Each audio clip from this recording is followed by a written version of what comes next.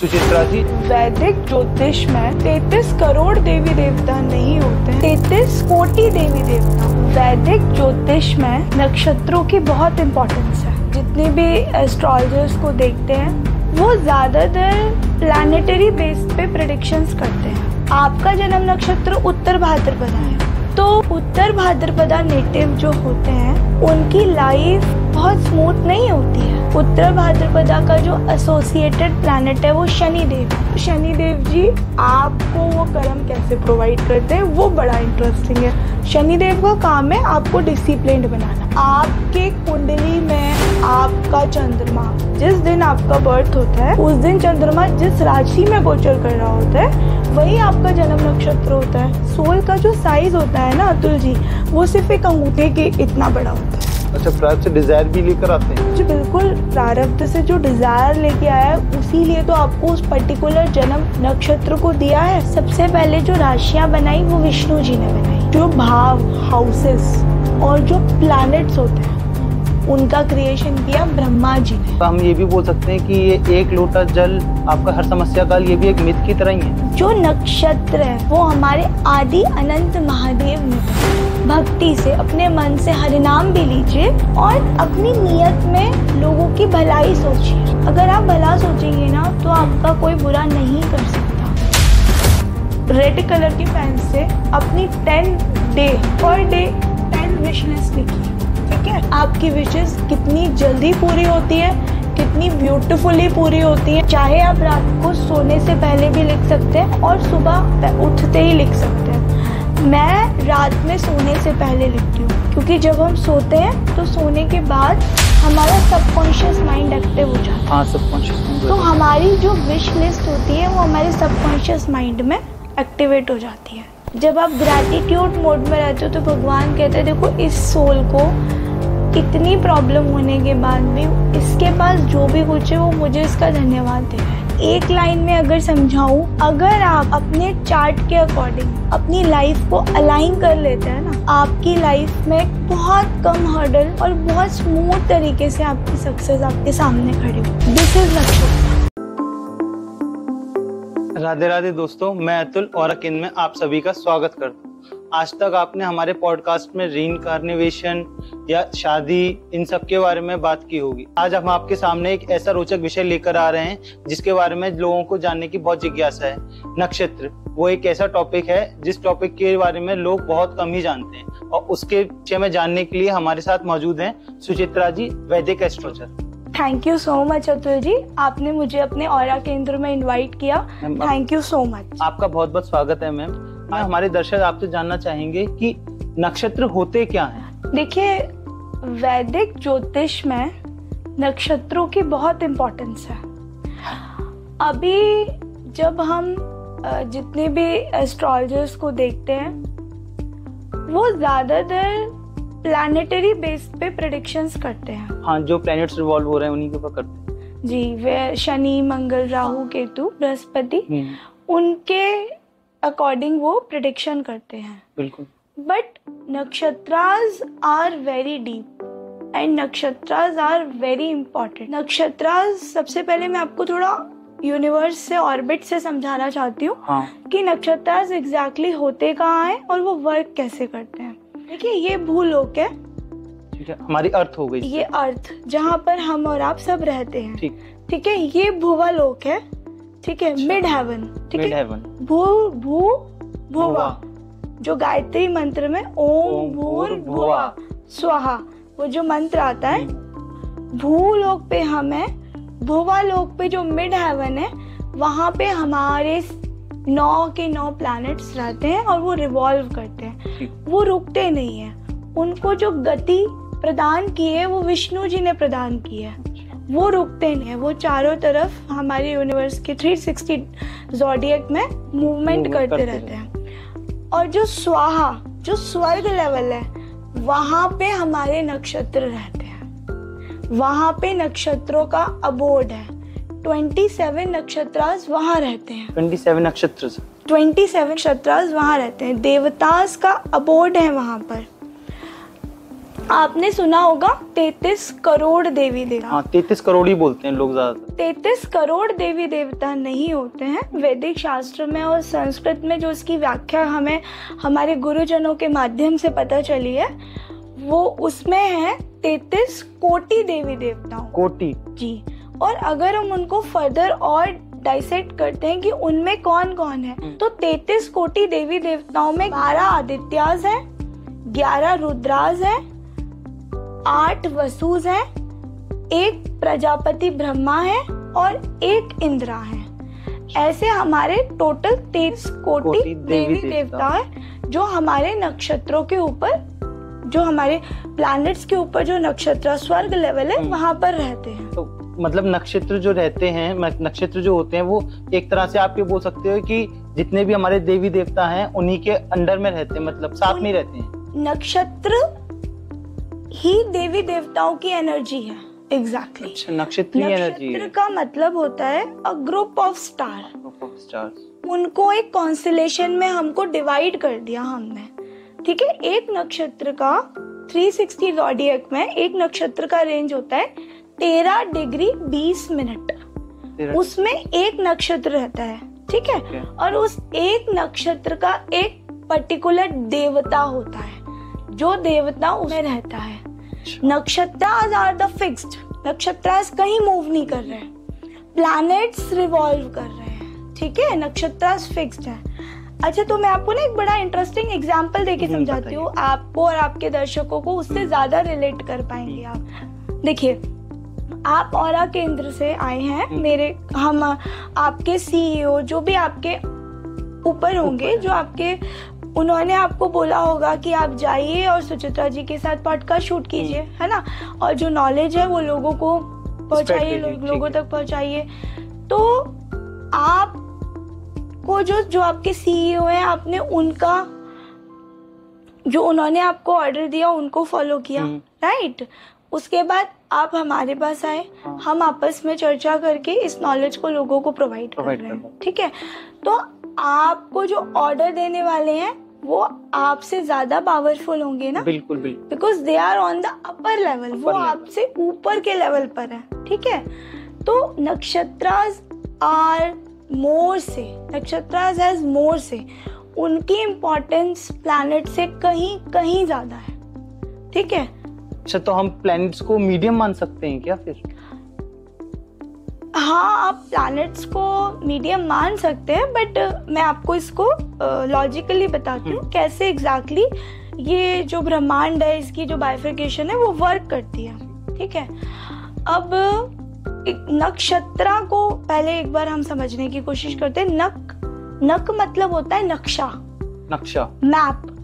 आपको कहीं पहुंचना होता है तो आप उस एड्रेस को गूगल मैप पे लगाते हैं और उससे आपको एक रास्ता मिल जाता है और आप अपनी डेस्टिनेशन पे पहुंच जाते हैं, राइट। एंड ट्रा का मतलब होता है द हिडन थिंग, बहुत ही छुपी हुई चीज, है ना, जहाँ पे कुछ बहुत प्रिजर्व करके रखा हुआ है।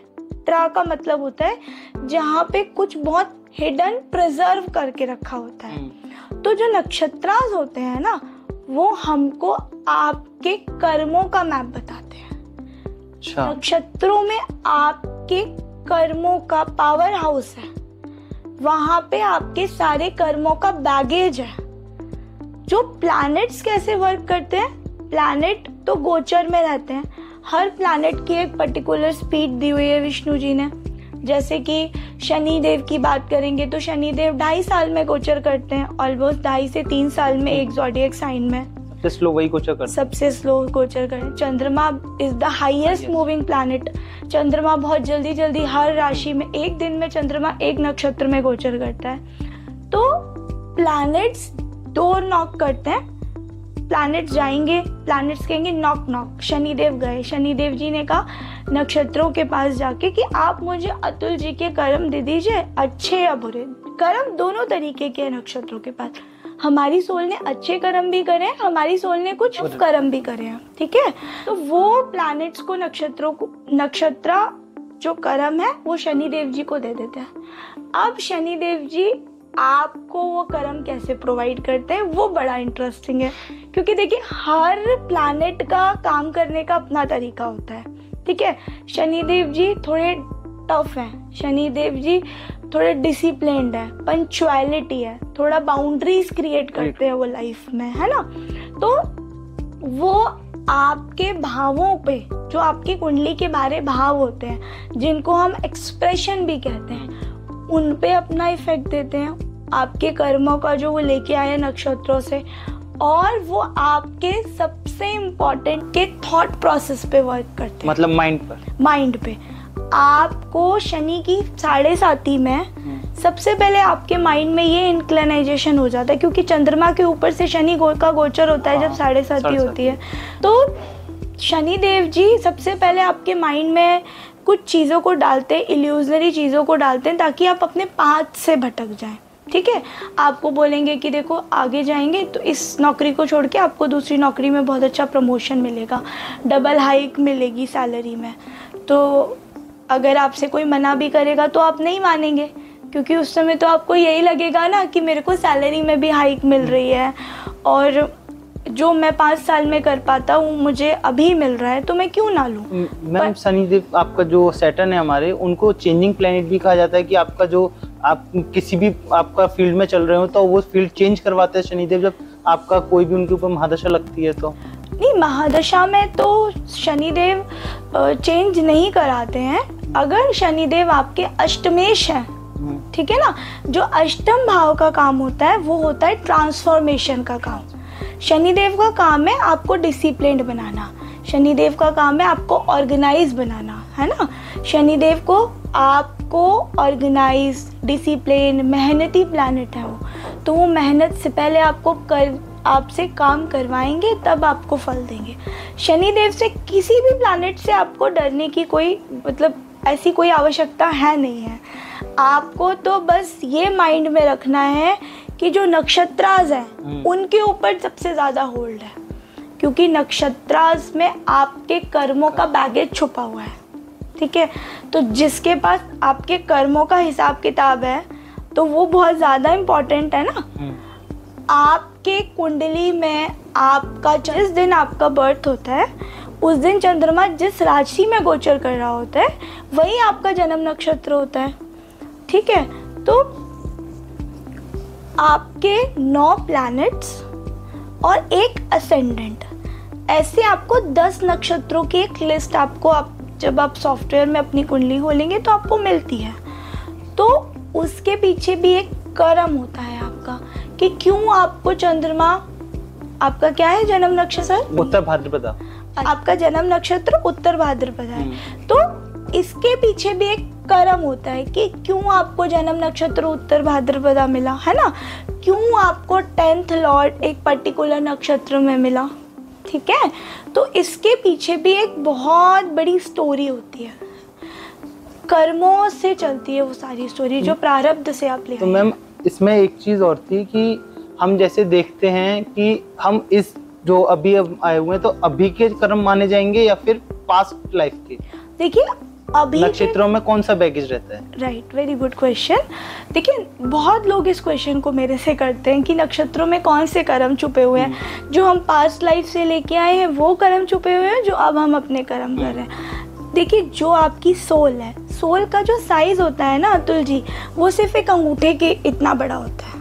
सोल को तो जो सोल है वो तो आपके suit by suit biological suits उसको मिलते, तो उस सोल के जो सारे संचित कर्म होते हैं, ठीक है ना, वो तो आपके D60 चार्ट में होते हैं। ठीक है, बट आपको जो इस जन्म में इन कुछ कर्मों का लेखा जोखा जो आप इस जन्म में चित्रगुप्त से लेके आए हैं, उनका बैगेज नक्षत्रों के पास होता है, क्योंकि नक्षत्रों की पदाओं से ही हमारे D9 चार्ट का निर्माण होता है, जिसको हम डेस्टिनी चार्ट भी बोलते हैं, जिसको हम प्रारब्ध का चार्ट भी बोलते हैं। तो nakshatras are very important in Vedic astrology. बिना नक्षत्रों के आप प्रेडिक्शन कर ही नहीं सकते। मैम आप प्रेडिक्टिव एस्ट्रोलॉजी में नक्षत्रों को कैसे यूज करते हैं? जी प्रेडिक्टिव एस्ट्रोलॉजी में हम नक्षत्र को बहुत यूज़ करते हैं। इवन बिना किसी चार्ट के नक्षत्रों को पढ़े तो हम प्रेडिक्शन दे ही नहीं सकते। फॉर एग्ज़ाम्पल, जब भी किसी जातक का चार्ट मेरे पास आता है तो मैं सबसे पहले, जो मेरा सबसे पहला काम होता है, सबसे पहले मैं उसका जन्म नक्षत्र देखती हूँ कि उसका जन्म नक्षत्र क्या है। तो जन्म नक्षत्र से मुझे ये पता चलता है कि उस जातक के मन में क्या चल रहा है। ठीक है, वो जातक प्रारब्ध से क्या लेके आया है, क्या थीम लेके आया है इस जन्म में अपने सेटल करने के लिए, और वो प्रारब्ध से क्या डिजायर लेके आया है to fulfil in this life. अच्छा, प्रारब्ध से डिजायर भी लेकर आते हैं? जी बिल्कुल, प्रारब्ध से जो डिजायर लेके आया है उसी लिए तो आपको उस पर्टिकुलर जन्म नक्षत्र को दिया है। ठीक है, जन्म नक्षत्र से हम सबसे इम्पोर्टेंटली ये आइडेंटिफाई करते हैं कि इस नेटिव के मन में एग्जैक्टली चल क्या रहा है। ठीक है, और वो करना क्या चाहता है और वो एग्जैक्टली अपनी लाइफ में क्या चाहता है अपने आप से। तो मैम इसके अंदर तो हम ये भी पता लगा सकते हैं कि हम जिस डायरेक्शन में चल रहे हैं, जैसे कि अब मैं या फिर किसी का भी एग्जांपल मैं ले लेता हूँ, तो वो जॉब कर रहा है लेकिन उसके जो प्रारब्ध हैं या उसमें उसे बिजनेस करना चाहिए, तो ये भी हम अगर सही ट्रैक पर नहीं चल रहे हैं तो हमें प्रॉब्लम्स आती हैं, ऑब्स्टेकल्स आते हैं। देखिए, ये नक्षत्र में होता है इस तरह? 100% होता है, बट ऐसा नहीं है। इसके लिए हमको कुंडली का जो अध्ययन होता है, जो कुंडली की रीडिंग होती है, वो पहली बात तो टोटलिटी में करनी होती है। सबसे पहले हमें ये देखना पड़ता है उसका 10th लॉर्ड, जो हमारा 10th हाउस होता है वो कर्मों का हाउस होता है हमारी कुंडली में। ठीक है, तो उसका 10th हाउस का जो प्लैनेट है, 10th लॉर्ड, वो किस नक्षत्र में बैठा है। ठीक है, तो उससे हमें काफ़ी चीज़ों की, उससे हमें उसके चार्ट में एग्जैक्टली पोटेंशियल क्या है, क्या एग्जैक्टली वो नेटिव कर पाएगा या करना चाहता है, वो इजीली हम आइडेंटिफाई कर पाते हैं। ठीक है, चलिए मैं आपका एक छोटा सा एग्जांपल लेके कोशिश करती हूँ, आपको हेल्प भी होगी क्योंकि अपने एग्जांपल से हमें बहुत पता चलता है अपने बारे में। का जन्म नक्षत्र उत्तर भाद्रपदा है, तो उत्तर भाद्रपदा नेटिव जो होते हैं उनकी लाइफ बहुत स्मूथ नहीं होती है। ठीक है, उत्तर भाद्रपदा का जो एसोसिएटेड प्लैनेट है वो शनि देव है, शनि महाराज है। तो आपका जन्म नक्षत्र है वो, तो आपको पहले शनि की महादशा मिली होगी। ठीक है, तो उत्तर भाद्रपदा नेटिव के जो लाइफ में ना, वो कभी भी सिल्वर स्पून लेके उनका जन्म नहीं होता है, वो सेल्फ मेड मैन होते हैं। ठीक है, वो खुद अपने कर्मों से अपने भाग्य का निर्माण करते हैं, वो बहुत नॉलेज सीकर होते हैं। और पता है अतुल जी, सबसे इम्पोर्टेंट क्या होता है उत्तर भाद्रपदा के बारे में, वो जितनी भी नॉलेज अटेन करते हैं ना, वो सब में बांट देते हैं, वो सब में डिस्ट्रीब्यूट कर देते हैं वो नॉलेज, अपने पास वो नॉलेज नहीं रखते हैं। बट इनिशियल ईयर्स जो उनके लाइफ के होते हैं वो थोड़े से स्ट्रगल वाले होते हैं, लेटर ऑन उनकी लाइफ में सक्सेस मिलती है। तो देखिए, आप भी वही कर रहे हैं, आप नॉलेज ले रहे हैं और स्प्रेड कर रहे हैं YouTube के माध्यम से इस नॉलेज को दर्शकों तक पहुंचा रहे हैं। This is very good, exactly what you are doing. आप अपने जन्म नक्षत्र की थीम पर ही वर्क कर रहे हैं। बिल्कुल मैम, ये तो बहुत इंटरेस्टिंग है। जैसे आपने मेरे बारे में बताया, इतनी सारी जानकारी मुझे प्रदान करी, तो ऐसे तो आप काफ़ी सारे लोगों को देखकर ही आपका उनकी थीम बेस पर ही काफ़ी सारी प्रेडिक्शंस कर देते होगे। हाँ जी बिल्कुल, देखिए प्लैनेट्स के बेस पे जब आप प्रेडिक्शन करेंगे ना, तो आप उस डेप्थ तक नहीं पहुंच सकते जिस डेप्थ तक आप कुंडली में नक्षत्रा बेस्ड प्रेडिक्शन से पहुंच सकते हैं। ठीक है, नक्षत्रा बेस्ड प्रेडिक्शन ही आपको बताती है आपकी लाइफ की थीम क्या है। नक्षत्रास ही आपको बताते हैं, मैंने आपको अभी भी बताया था नक्षत्रा क्या है। Nakshatras are the CT scan of your कुंडली।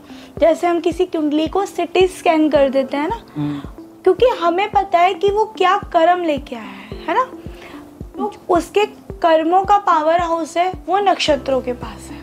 जो हमारी 100% प्रेडिक्शन होती है ना, वो नक्षत्र बेस होती है और वो बिल्कुल एक्यूरेट होती है। तो मैम इसका मतलब प्लैनेट बेस्ड प्रेडिक्शन एक्यूरेट नहीं होती है? ये प्लैनेट बेस्ड प्रेडिक्शंस इतनी डेप्थ में नहीं होती है। डेप्थ में नहीं होती है। प्लैनेट से हम प्रेडिक्ट करते हैं योग, प्लैनेट से हम प्रिडिक्ट करते हैं हाउस की लॉर्डशिप, को लॉर्डशिप, प्लैनेट किस ग्रह, कौन से ग्रह का स्वामी कौन से घर में बैठा हुआ है, लाइक दिस वे। बट नक्षत्रों से मैंने आपको बताया इन डेप्थ हम कुंडली में जाते हैं। मैम ये जो दशाएं हैं आती हैं लोगों के ऊपर, महादशा वगैरह, तो ये सब प्लैनेटरी बेस्ड होती है, नक्षत्र बेस्ड होती है? देखिए ये बहुत अच्छा क्वेश्चन आपने मुझसे पूछा। चंद्रमा आपका जिस नक्षत्र में होता है ना, सबसे पहले आपको उसी से एसोसिएटेड प्लैनेट की महादशा मिलती है। ठीक है, ठीक है। अभी एग्जाम्पल से मैं आपको बताती हूँ। मान लीजिए आपका चंद्रमा उत्तर भाद्रपदा में बताया आपने, तो आपको सबसे पहले शनि की महादशा मिली। मेरा जो चंद्रमा है वो शतभिषा नक्षत्र में है, तो मुझे सबसे पहले महादशा मिली राहु की, उसके बाद जुपिटर की, फिर जो हमारे महादशा का बाइफर्केशन है उस हिसाब से महादशाएं चलती हैं। इसमें जो इंटरेस्टिंग बात पता है अतुल जी क्या है? इसमें इंटरेस्टिंग बात एक ये है कि आप अपनी कुंडली में कितने भी राजयोग लेके आपका जन्म हुआ हो, ठीक है, बट उन राजयोगों को फ्रूटिफाई करने के लिए जब तक आपको कोई महादशा नहीं मिलेगी, ठीक है, तो वो राजयोग फ्रूटिफाई नहीं होंगे, तो वो योग ही बेकार हो जाएंगे। वो योग आपके किसी काम की नहीं है। थोड़े बहुत टाइम के लिए उनका प्रत्यंतरदशा आया या उनका अंतरदशा आया तो आपको वो सपोर्ट सिस्टम मिल जाएगा, बट जब तक महादशा नहीं आएगी तो वो आपका फ्रूटिफाई पूरे तरीके से फ्रूटिफाई तो योग नहीं होगा। जब आपने मुझसे एक बहुत अच्छी आपने क्वेश्चन पूछा है एक राजयोग के ऊपर पे, तो मैं आपके दर्शकों के लिए एक ब्लाइंड राजयोग बताती हूँ आपकी कुंडली का, ब्लाइंड राजयोग। और आप बड़े से बड़े सेलिब्रिटी और किसी राजा महाराजा की कुंडलियों को उठा के देखिए, ये योग आपको उनकी कुंडली में साफ नजर आएगा। उसके लिए आपको ज़्यादा ज्योतिष नॉलेज की भी ज़रूरत नहीं है, सिंपल है।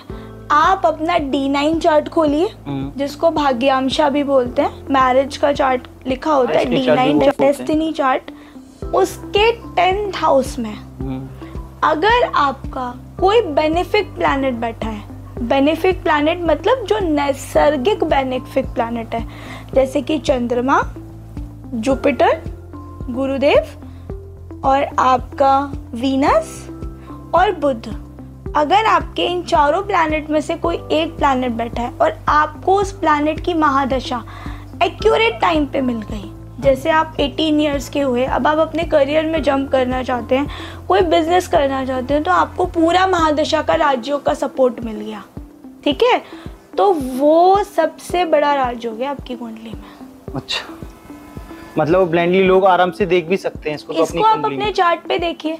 सबसे पहले आप देखिए आपकी क्या महादशा चल रही है। मान लीजिए आपकी जुपिटर की महादशा चल रही है, तो एक बार आप जुपिटर को अपने D9 चार्ट में खोल के देखिए कि जुपिटर आपके 10th हाउस में बैठा है, आपको आपके करियर में सक्सेस मिलेगी, ठीक है। That's how the rajyog. Ma'am आप ऐसे कोई एग्जांपल्स बता सकती हैं जो कॉमन मैन के हों और जो लोगों से कनेक्ट भी कर पाए, कोई ऐसे? जैसे आप बात करें कुछ सेलिब्रिटीज के, हाँ कुछ सेलिब्रिटीज हम मान सकते हैं इस टाइम पर सबसे पॉपुलर सेलिब्रिटीज तो हमारे मोदी जी हैं, सर PM। अच्छा, मोदी जी के बारे में। मोदी जी का जन्म नक्षत्र है अनुराधा जन्म, अनुराधा। और जो अनुराधा नक्षत्र है उसके जो DT है मित्र है, ठीक है। तो आपने मोदी जी के जितने भी भाषण सुने हैं, तो पहली टैगलाइन मोदी जी की क्या होती है आप बताइए? मित्रों, सज्जनों, देवियों, सज्जनों, मेरे प्यारे मित्रों, ये हमारे मोदी जी की टैगलाइन है। और एक बात मैं आपको बताती हूँ मोदी जी के बारे में, जो मोदी जी का चंद्रमा है वो मंगल के साथ बैठा हुआ है। अच्छा। और अभी हमारे मोदी जी की मंगल की महादशा चल रही है, ठीक है। अब मंगल की महादशा चल रही है, बट जो अनुराधा नक्षत्र होता है ना, बड़ा डिवोशनल नक्षत्र होता है, बहुत फ्रेंडली नक्षत्र होता है। आपने देखा है जब से हमारे मोदी जी प्रधानमंत्री बने हैं भारत के, कितने ज़्यादा देशों से हमारी मित्रता हुई है। हाँ, बहुत सपोर्ट मिला है यूनिसेफ से, है ना, कितना सपोर्ट, बहुत सारी जगहों से, हर जगह इंडिया को प्राइड की तरह लिया जाता है, ठीक है। तो मोदी जी ने कितनी दोस्ती करके, कितना मित्रा आदित्य की जो उनके अंदर एनर्जी है उसको यूज़ करके इंडिया को कितना बाइंड किया है देश में, पूरे विश्व भर में। और एक बात मैं आपको बड़ी इंटरेस्टिंग बताती हूँ मोदी जी के बारे में। जब मिशन सिंदूर वो लॉन्च करने वाले थे तो आपने देखा है जब हम अपने दोस्तों से बात करते हैं तो एक तो बात हम बातों ही बातों में उसको बताते हैं। हाँ बिल्कुल, है ना, उसको शायद हम इतना मतलब सस्पेंस क्रिएट करते हैं, राइट, बट क्लियर नहीं बोलेंगे, बट बता के जाएंगे क्योंकि हम बताना चाहते हैं। तो मोदी जी ने जिस दिन मिशन सिंदूर को लॉन्च किया उससे एक दिन पहले जब उन्होंने अपना एक भाषण दिया, इंडिया को रिप्रेजेंट किया था उन्होंने, तो उन्होंने बातों ही बातों में पाकिस्तान को सचेत कर दिया, देखो मैं जो आपने मेरे साथ हमारे देशवासियों के साथ किया है उसके लिए आप तैयार रहिएगा, पलटवार के लिए। हाँ, हम इस बार पूरी तैयारी के साथ आएंगे, ठीक है, क्योंकि मोदी जी का जो चंद्रमा है ना वो मंगल के साथ बैठा हुआ है, एनर्जी, मंगल की एनर्जी भी है चंद्रमा के साथ। मंगल क्या है? पैशन है। मोदी जी के पास कितना पैशन है, अग्रेशन भी है मंगल। Time to time Modi ji अपना अग्रेसिव मोड भी दिखाते हैं। यूजुअली वो बहुत शांत रहते हैं, वो अपने जो ओपोनेंट है उस पर भी जल्दी से पलटवार नहीं करते बहुत सारी बातों पे वो, पर जब वो आपको अपना अग्रेसिव रूप दिखाते हैं जैसे उन्होंने मिशन सिंदूर में दिखाया, एक्शन ओरिएंटेड है मंगल, उन्होंने एकदम से एक्शन किया और उन्होंने हमारी आर्मी को भी तो फुल वो दिया हुआ है फ्रीडम कि आप कुछ भी करिए। जी बिल्कुल, ये बहुत इंपॉर्टेंट है। देखिए Mangal is police and army both are connected to the Mangal. तो देखिए वही एक ऐसे मोदी जी ही एक ऐसे पीएम है जिन्होंने आर्मी को फुल फ्रीडम दिया हुआ है कि जहाँ ज़रूरत है आप अपनी पूरी पावर को यूज़ कर सकते हैं, ठीक है। ये मोदी जी के अंदर एनर्जी है नक्षत्र की, जिसको अनुराधा नक्षत्र और जो मित्र आदित्य है उनके। मैम अभी रिसेंटली में आपका एक पॉडकास्ट और आया था जिसके अंदर आपका माल्या जी बता रहे हैं अपने आप को कि मैं गलत नहीं था, उसके बाद भी उनके ऊपर गवर्नमेंट को वो आपका जो है ब्लेम कर रहे हैं। तो आप उनके बारे में नक्षत्र देखकर कुछ बता सकते हैं कि मतलब वो जो भी उनके साथ हुआ वो सब क्या था, कैसे था? देखिए सिर्फ एक नक्षत्र से इतनी सारी प्रेडिक्शन देना है ना, इट इज़ नॉट लाइक एक उनके चार्ट के लिए बहुत सेटिस्फैक्ट्री नहीं होगा, ठीक है। जब हमारे पास पूरा चार्ट सामने होता है तब हम उस चार्ट को टोटलिटी में रीड करते हैं और फिर हम सारे नक्षत्रों की रीडिंग करके प्रेडिक्शन देते हैं। बट विजय माल्या जी का जो जन्म नक्षत्र है वो है श्रवणा नक्षत्र। श्रवणा जन्म नक्षत्र। तो श्रवणा जन्म नक्षत्र के बारे में बड़ी एक इंटरेस्टिंग बात मैं आपको बताती हूँ। तो श्रवणा नक्षत्र के से एक रिलेटेड स्टोरी है, वामन अवतार की स्टोरी और बाली की। तो जो बाली था ना वो 108 अश्वमेध यज्ञ कर रहा था। उसने बोला मैं 108 अश्वमेध यज्ञ करूंगा और मैं इंद्र बन जाऊंगा, ठीक है। इंद्र ने विष्णु जी से रिक्वेस्ट की कि आप जाइए और मेरे सिंहासन को बचाइए। तो बड़े छोटे से बड़े प्यारे से स्वरूप वामन अवतार के रूप में विष्णु जी ने इस धरती पर आए, अवतरित हुए और उन्होंने बाली से कहा कि बाली मुझे 3 पग भूमि दे दो। जब तक विष्णु जी और बाली जी का आमना सामना हुआ, बाली और विष्णु जी का आमना सामना हुआ, तो बाली अपने 100 अश्वमेध यज्ञ को पूरा कर चुका। 100 हो गए थे, सिर्फ 8 बाकी रह गए थे, ठीक है। तो उन्होंने 3 पग में पूरी भूमि नाप दी, पूरी सृष्टि की भूमि नाप दी। तो श्रवणा नक्षत्र के नेटिव के जितने भी आप काम देखेंगे ना 99% तो उनके पूरे हो जाते हैं और लास्ट का जो 1% काम होता है ना वो उनका अधूरा रह जाता है। अच्छा, जैसे किंगफिशर डूब गई पूरी, जैसे विजय माल्या जी की किंगफिशर एयरलाइंस थी, एक टाइम पे सबसे पॉपुलर एयरलाइंस थी वो, और अब आप उनका कहीं नाम ही नहीं है, ठीक है। हमारी आरसीबी टीम आईपीएल की वो उन्हीं की थी, ठीक है। तो एक टाइम पे हमको उनको पीक पे इतनी सक्सेस मिली बट वो सक्सेस को फुलफिलमेंट में नहीं बदल पाए। अब वो उन्हीं सब चीज़ों के लिए देखिए फाइट कर रहे हैं, है ना। उनके पास चीज़ें नहीं है गैदर करने के लिए, ठीक है। तो ये श्रवणा नक्षत्र की सिर्फ जन्म नक्षत्र की एक उनके जन्म नक्षत्र की एनर्जी है उनके अंदर। तो मैम इसका मतलब तो ये हुआ, जैसे श्रवण नक्षत्र का आपने बताया, तो उनका कभी 100% काम हुई? नहीं, ऐसा नहीं है, बिल्कुल ऐसा नहीं है, ऐसा मत सोचिए। उनके कई काम अटक अटक के होते हैं, है ना। श्रवणा नक्षत्र के, देखिए हर नक्षत्र की 2 तरीके की एनर्जी होती है, ये मैं आपके दर्शकों को बिल्कुल क्लियर कर देना चाहती हूँ। कोई भी नक्षत्र पॉजिटिव नहीं होता 100%, और कोई भी नक्षत्र 100% नेगेटिव नहीं होता। आप ऐसी किसी भी बात पे विश्वास मत कीजिए, ठीक है।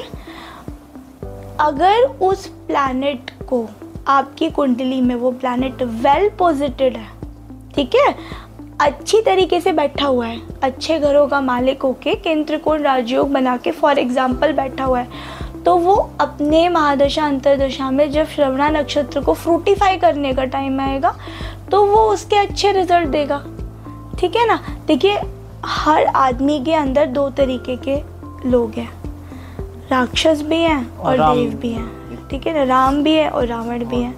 ये हम और हमारे कर्म होते हैं कि हम उनको कैसे यूज़ करते हैं।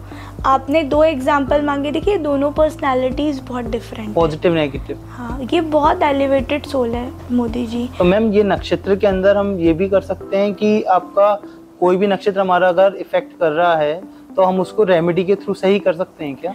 जी, अगर आपका कोई भी नक्षत्र आपके चार्ट में आपके अकॉर्डिंग रिजल्ट नहीं दे रहा, मान लीजिए आपके करियर में कोई हर्डल आ रहा है ना।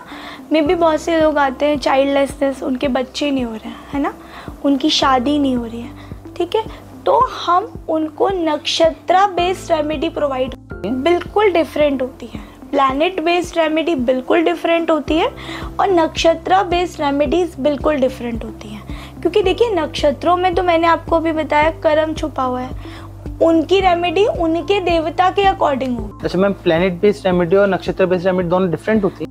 अच्छा, नक्षत्रों के देवता के अकॉर्डिंग वो रेमेडीज होंगी? हाँ जी, प्लैनेट की रेमेडी शनिदेव की शनिदेव के अकॉर्डिंग होगी, मंगल, गुरु, राहु, केतु, शनि, वीनस, इनकी रेमेडी इनके अकॉर्डिंग होगी। रेमेडीज भी डिफरेंट होती हैं और हर रेमेडी हर नेटिव के लिए बिल्कुल भी नहीं होती। बहुत से लोग मेरे पास आते हैं, वो मुझसे कहते हैं कि मैं इतने दिन हो गए ये पूजा कर रहा हूँ, या ये मुझे कुछ ऐसा मैंने कहीं सुना था और ये मैं करने लग रहा हूँ, फिर भी मुझे रिजल्ट क्यों नहीं मिला। देखिए आप तो पैरासीटामोल ले रहे हैं, ठीक है, वो आपको नहीं लेनी है। हर जगह पैरासीटामोल काम नहीं करती है, हर जगह जेनेरिक रेमेडीज काम नहीं करती हैं।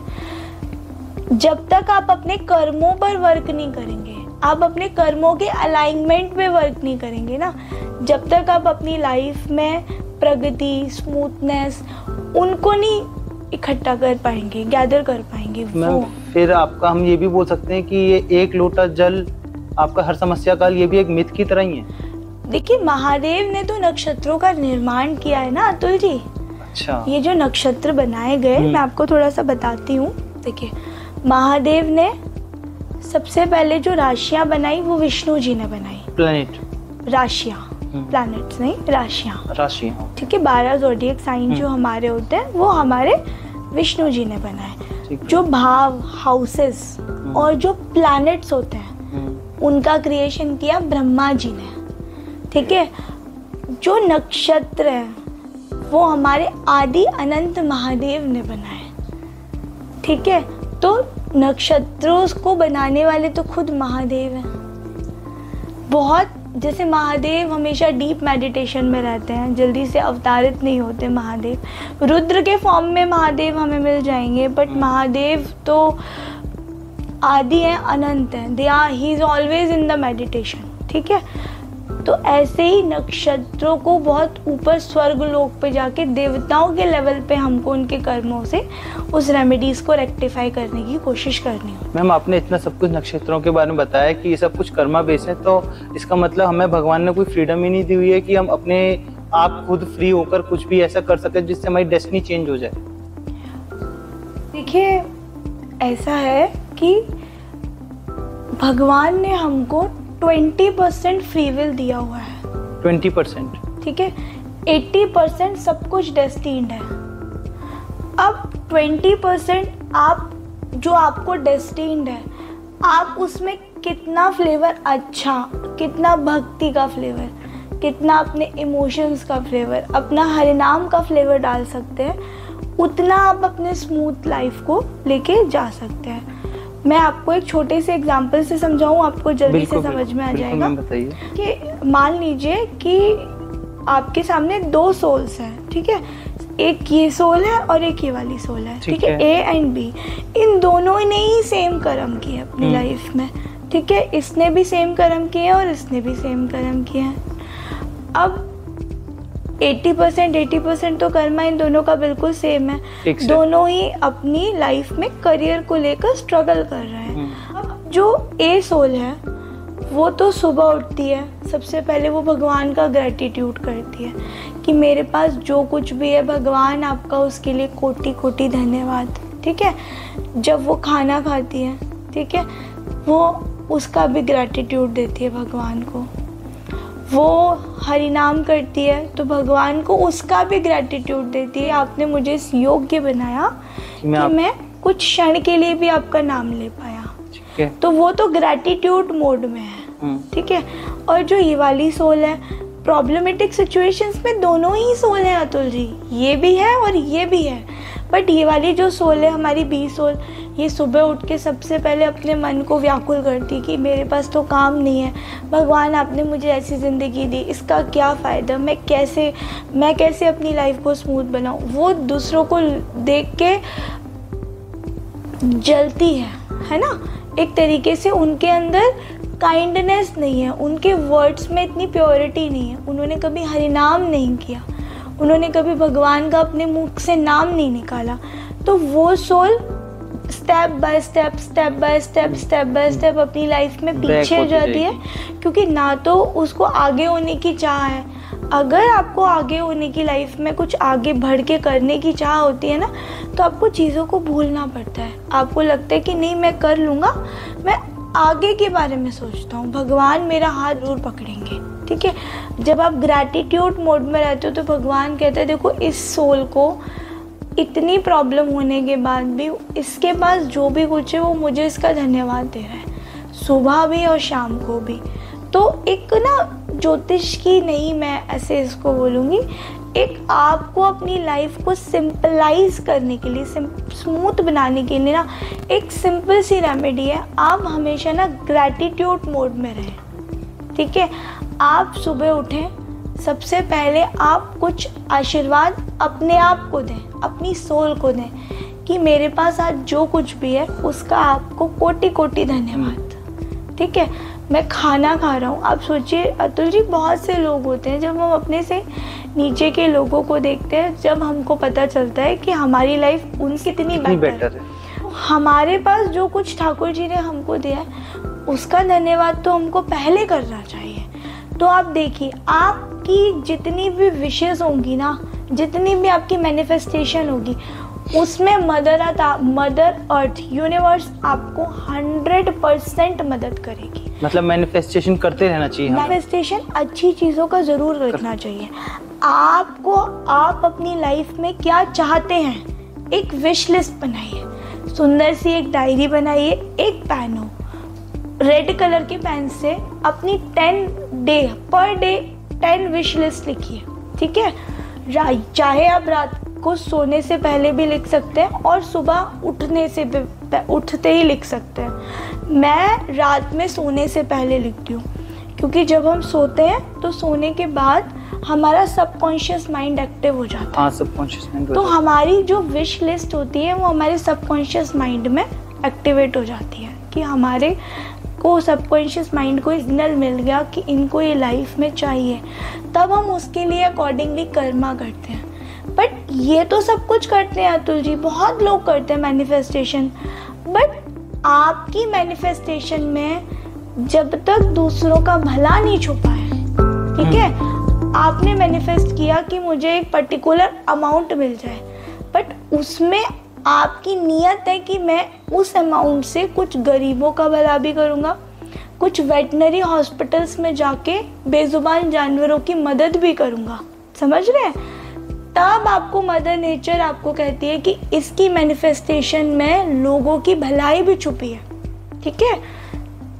तब आपकी विशेस कितनी जल्दी पूरी होती है, कितनी ब्यूटीफुली पूरी होती हैं, वो आप एक बार करके देखिए और फिर हमें बताइए कि आपको क्या रिजल्ट मतलब मैनिफेस्टेशन करना है प्योर सोल के साथ, प्योरिटी के साथ कीजिए। इस जुबान से थोड़ा अपने भक्ति से, अपने मन से हरिनाम भी लीजिए और अपनी नीयत में लोगों की भलाई सोचिए। अगर आप भला सोचेंगे ना तो आपका कोई बुरा नहीं कर सकता। मैम आज आपसे नक्षत्र के बारे में इतनी सारी जानकारी मिल गई है कि अब और ज़्यादा क्यूरियस हो रहा हूँ मैं कि और भी कुछ आप बता सकते हैं उसके बारे में। देखिए Atul ji, nakshatras are very deep. इनको समझना और इनकी पूरी स्टडी करना, इसमें थोड़ा देखिए टाइम लगता है, बट मैं आपको एक लाइन में अगर समझाऊं, अगर आप अपने चार्ट के अकॉर्डिंग, अपने नक्षत्रास के अकॉर्डिंग अपनी लाइफ को अलाइन कर लेते हैं ना, तो आप अपनी लाइफ को बहुत स्मूथ बना लेते हैं। आपकी लाइफ में बहुत कम हर्डल और बहुत स्मूथ तरीके से आपकी सक्सेस आपके सामने खड़ी होती है। दिस नक्षत्र। अच्छा, thank you so much ma'am, आप औरा केंद्र में आए, आपने दर्शकों को इतनी सारी नक्षत्र के बारे में नॉलेज दी, आपका बहुत बहुत शुक्रिया। Thank you so much Atul ji. ये सारी नॉलेज मेरे गुरु श्री नवनीत चितकारा जी से मुझे मिली है, जो रुद्रा वैदिक एकेडमी में हम स्टूडेंट हैं, और उनके ही माध्यम से मैं, मेरी गुरुवाणी के माध्यम से जो मेरे गुरुजनों ने मुझे सिखाया, मैं आपके सामने बैठ के इतना बोल पाई। तो सबसे पहले मैं मेरे गुरुजी का धन्यवाद करूंगी। Thank you so much. हम भी गुरुजी का धन्यवाद करना चाहते हैं। थैंक यू सो मच आप सभी का।